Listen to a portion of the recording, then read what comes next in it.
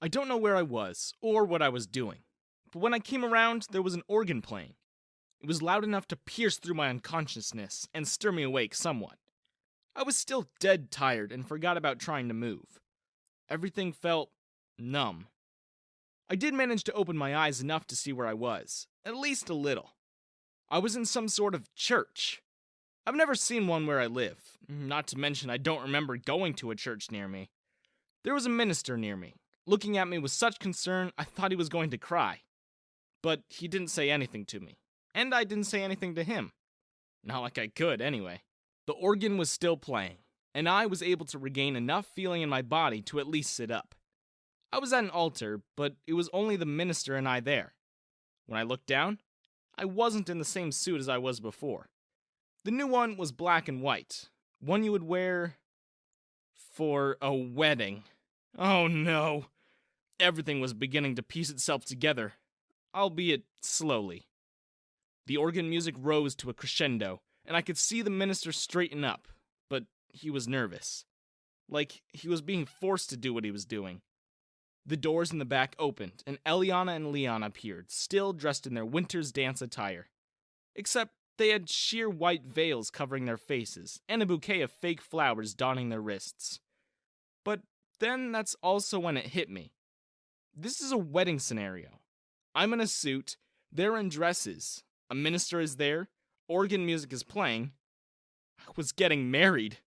Right after the winter's dance. After I was blacked out drunk and dragged here against my will. Everything was just so confusing. I wasn't fully there, so there was nothing that I could do. When Eliana and Leona got to where I was, the both of them hauled me up to my feet and kept me steady. Eliana was the one who gently touched my cheek. "Oh, don't you look absolutely handsome?" she said gently. Leona was just rubbing her slightly pregnant stomach. I couldn't say anything in return. Not because there were no words to speak, but because I literally couldn't say anything. Everything was still muddled.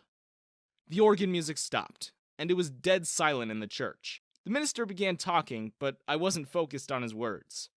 The entire time, Leona and Eliana never stopped looking at me. They had giant smiles on their faces. They were borderline creepy. It was like they were dolls, just staring at me lifelessly.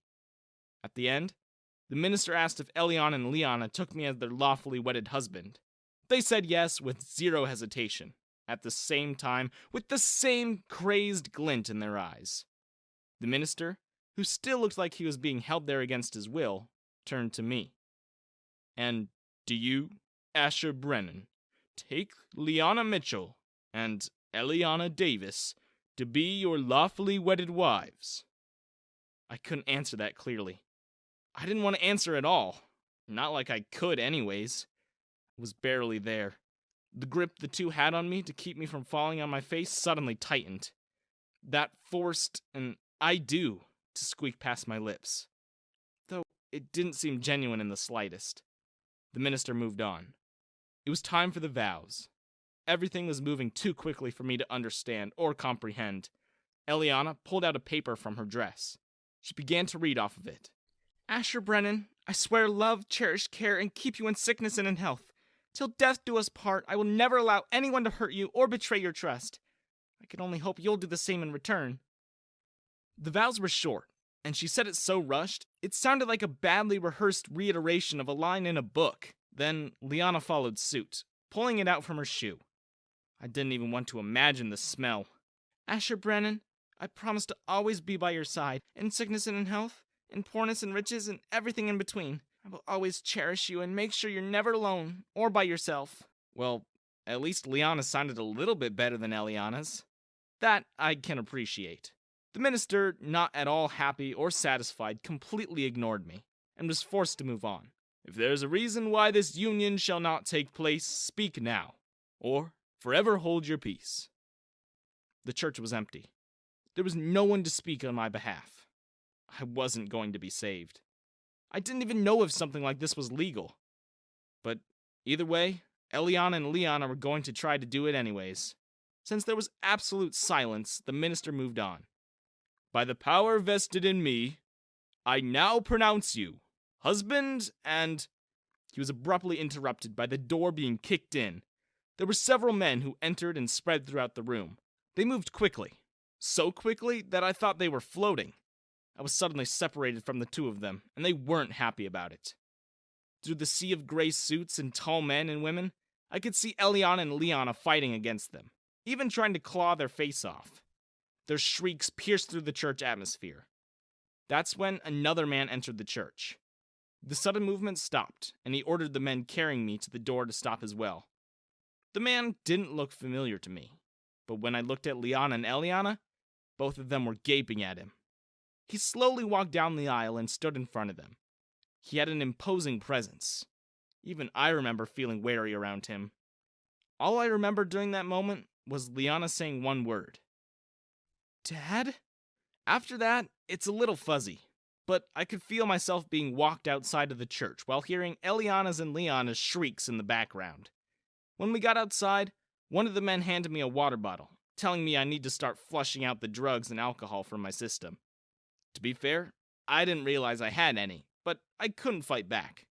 I drank the whole bottle, but I didn't even get a chance to breathe before I was guided to another fancy-looking car. The bodyguards, as I'll call them, helped me into the back. As soon as I sat in the seat, there were multiple exclaims of welcomes and hellos. "Hello there, Asher," one said. "We're glad you're here." After drinking the water, I felt a little better. More cognate. I asked her how she knew my name, and she told me that my father talked about me a lot. I was confused as to what she was talking about, but I wasn't in the right mind space to think much about it now. There were 3 women in the car. One was older than the other 2. The 2 others were younger than her, and a little younger than me. They oddly looked like the woman, so I figured they were her kids. After a few minutes, the man who I heard Liana call Dad entered the back of the car. Immediately, the woman hooked onto his arm, and he seemed to be okay with it. When he looked at me, he smiled a little bit. "I'm sure you have a lot of questions," he said to me, "but it's all right. You'll have more than enough time to recover and remember." The man reached over to the side door and pulled out a bottle of champagne and a few glasses. The 3 women cheered happily as he poured them a glass. The car started to drive off after that. I didn't know where I was going, but the 4 of them didn't seem that concerned with me half-conscious in the seat next to them. They just happily drank champagne and talked about things I didn't understand. It wasn't until after the man fully finished his glass that he roughly grabbed me by the shoulder. It seemed to jolt me awake slightly. "Make sure to drink plenty of water, son," he told me, handing me an open bottle. "After all the stuff that those 2 evil women put you through, we need to make sure you're at fullest health." I slowly and carefully drank all the water again. I did feel a little better, but not fully. The man looked at me and smiled. "My name is Rowan Brennan," he said. "This is my wife, Clarissa, and my 2 daughters, Mia and Mai." The 3 of them smiled at me. I just stared at them, not fully with them yet. His expression seemed to soften looking at me. "Asher, you're my son, and next in line for Brennan & Co. I could use someone like you by my side." I heard him, but I didn't process what he said. He just laughed and told me not to worry about it, and to get some rest. For some reason, I had an uneasy feeling about it. Like there was something underneath his joyous tone. I didn't feel like I was with my family, which is what Rowan claimed it was. I felt more connected to Eliana and Liana than I did with them, which made my mind wander. Where was Liana and Eliana? Were they weren't arrested, were they? I hoped not. As much as I found them strange, they were the people who I'd been living with for... well, I'm not quite sure how long, but long enough I felt comfortable enough with them. These people weren't my family, no matter how much they claimed to be. However, there was one person that my mind drifted off to before I completely fell back asleep. "Is there anything you'd like to say?" Rowan's wife asked. I barely was able to get it out, but all I said was, "Kira." When I woke up again, the car was parked in the front of the company building. My head was feeling better than before, probably from the water flushing out whatever was in my system. I was the last one out of the car, only because my father wanted to take his time escorting me into the building. "Son, Everything you see here is someday going to be yours to take control of, he said, which didn't help, because my vision was still blurry, so I couldn't see anything farther than 10 feet clearly. He led me into the lobby where several people were waiting. Most of them looked like employers, all well-dressed and put together. Everyone, this is my son, Asher, Rowan introduced. The group of them all turned to look at me, like a bunch of machines. Welcome, Mr. Asher, they all greeted at once. It made my head ring. Rowan stood in front of me. This is a single step into your brand new life, son, he said. From here on out, you'll be taught how to hold the reins of this company. And when I deem you ready, you'll be the new CEO of it. To be honest, I just wanted to sleep. After that, he started talking to his employees and told them what to do. Among other things, they seamlessly went off to work. Almost too fluidly. Like they knew what to do before they were told to do it. It was strange, but it was cool to see. It made the company look like top-tier professionals. Rowan then pulled me along to an elevator. Clarissa, Mia, and Mai in tow. He told me up on the last floor were a couple of apartments built into the building. Him and Clarissa shared one, and Mia and Mai shared one. I asked him where I would stay, and he just laughed and said that was being taken care of behind the scenes. Apparently, I wasn't getting an apartment in the company building.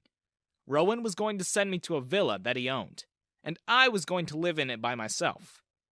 Rowan asked me how I felt about a more secluded property, a backyard pool, and built-in bars in a kitchen setting.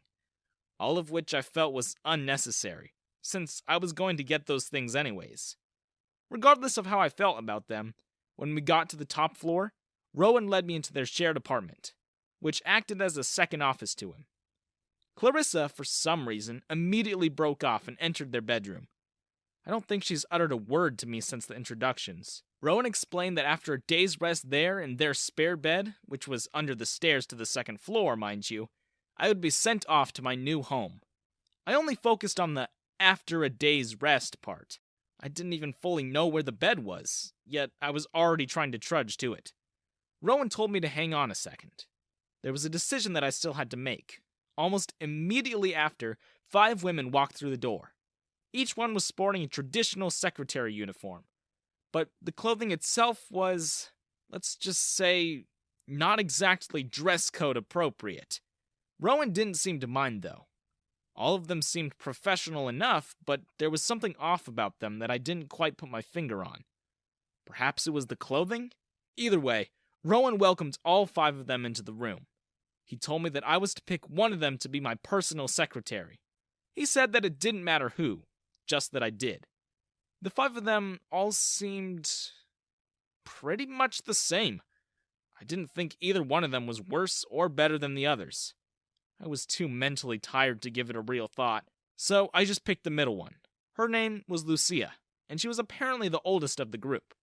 I think she was around 24 or something. Rowan seemed pleased with my pick. He didn't disagree, but he didn't outright say it was a good choice either. I could tell by the look on his face. I guess picking Lucia was a good thing to him. For what reason, I didn't know. After that, I was able to rest for the rest of the day, with Lucia staying in the apartment with me. Nothing else interesting happened after that, until I was woken up around noon the next day. I was dragged out of bed by Rowan and shoved into the living room. 3 more women, who were actually pretty tall and imposing, all dressed in clean suits. This is kind of embarrassing to say, but I was pretty intimidated by them. Rowan just told me not to worry. They wouldn't cause me any harm. I asked them who they were, and he said, "These are your bodyguards, son. Trained in close-quarter combat, as well as armed 24/7. You'll be safe with them around. No worries." All 3 of them looked like they could snap me in half with their fingers. Rowan then told me to get dressed, so we could go to the villa. I was going to tell him that I didn't have any clothes, but he just magically pulled some from behind his back and gave them to me. "Hurry up," he said. "Time's a-wastin'. We don't have all day." Not like I had that much of a choice. Skipping past the mundane parts, Rowan, myself, and my 3 bodyguards arrived at the villa.